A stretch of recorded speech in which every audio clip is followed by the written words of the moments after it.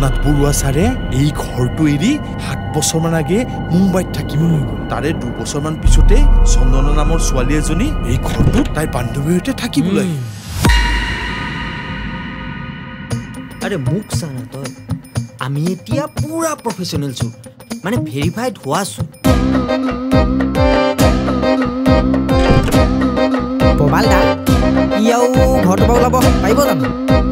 ওলালেও সি সেই তাইক লগত লৈহে ওলাব লাগিব। কেটা মুঠবাতে মহচিনা তাতে চন্দনা থাকে। তাত ছোৱালী আছে নেকি? ছোৱালী নহয়, আত্মা।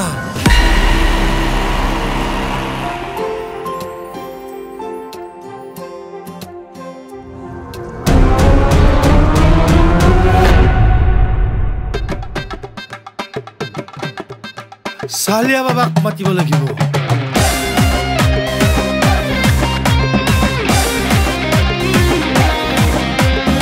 মাৰি মাৰি হাতৰ ৰেখা নোহোৱা কৰি দিছো। কাক মাৰিছে বাবা? হিয়াবক নেকি? গাহৰিৰ বাচ্চা।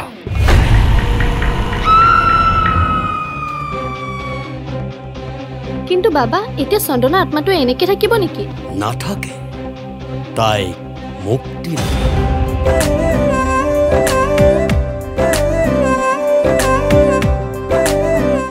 তোমাৰ এই খংটো নগলেই ন?